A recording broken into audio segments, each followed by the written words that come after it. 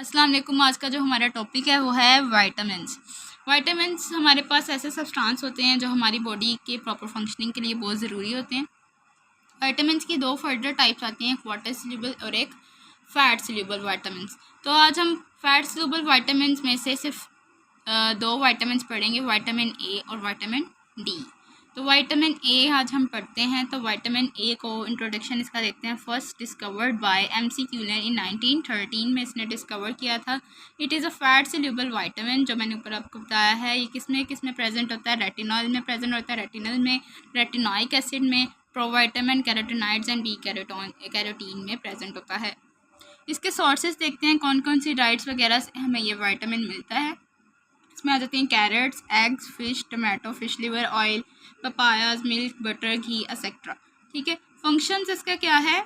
ये हमारे क्या करता है? हमारी ग्रोथ को प्रमोट करता है। हम सबसे इम्पोर्टेंट फंक्शन ये है कि हमारी रिडॉप्सिन जो होती है आई के अंदर, उसको क्या करता है? विटामिन ए उसके लिए बहुत एसेंशियल है, क्योंकि अगर वो ना हो तो हमें नाइट ब्लाइंडनेस जैसे डिजीज़ हो जाते हैं।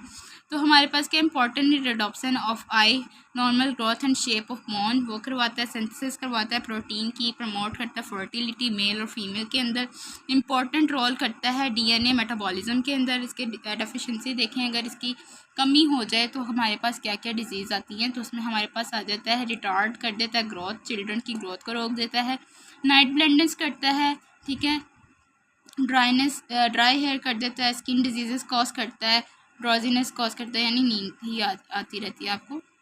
आगे इसकी डोजेज देखते हैं। विटामिन ए की मैन और वुमेन में 600 mcg होती है, प्रेगनेंसी वुमेन में 950, इन्फेंट्स जो न्यू बॉर्न बेबी होता है फर्स्ट वीक के, तो उसको अंदर हमें 350 mcg चाहिए होती है। चिल्ड्रन के अंदर हमें चाहिए होती है 600 mcg डेली। फार्मास्यूटिक्स फंक्शंस देखते हैं कि हमारे विटामिन ई क्या फंक्शन परफॉर्म करता है फार्मास्यूटिक्स में। तो ये क्या करता है? फॉर्मेशन में इन्वॉल्व होता है क्रीम्स की, जेल की, ऑर्नामेंट की, ठीक है, और ऐसी क्रीम्स बनवाने में इन्वॉल्व होता है जो कि हमारी एक्नी को ट्रीट करता है, प्रोजेसिस को, एक्जिमा को ट्रीट करता है, और हमारी ऐसी मेडिसिन में यूज़ होता है जो ट्रीट करती है आई डिजीज़ को, लाइक नाइट ब्लाइंडनेस। आगे हम देखते हैं विटामिन डी। विटामिन डी को फर्स्ट डिस्कवर्ड करवाया था एमसी क्यूलन ने इन 1922 में। ये क्या है? स्टेरॉइड कंपाउंड है।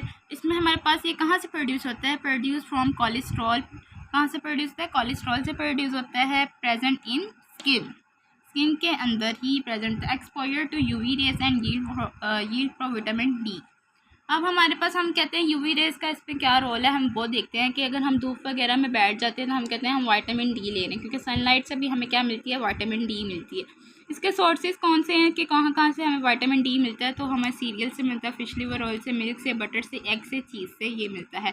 आगे इसके फंक्शन देते हैं। इसका फंक्शन है कैल्शियम बैलेंस करता है, ये हमारे पास डेवलपमेंट करवाता है बोन्स की, डेवलपमेंट कराता है टीथ की, ब्लड प्रेशर रेगुलेशन करता है, इम्यूनिटी को हमारी क्या करता है? बूस्ट करता है। अगर विटामिन डी की डेफिशिएंसी हो जाए तो हमारे पास क्या होता है? बोन सॉफ्टनिंग हो जाती है, रिकेट्स हो जाता है चिल्ड्रन के अंदर, ऑस्ट्रोमलेशिया हो जाता है एडल्ट्स के अंदर, मिनरलाइजेशन हो जाती है बोन्स एंड टीथ की। डोजेज इसकी क्या है? For all it's required 0.01 mg daily.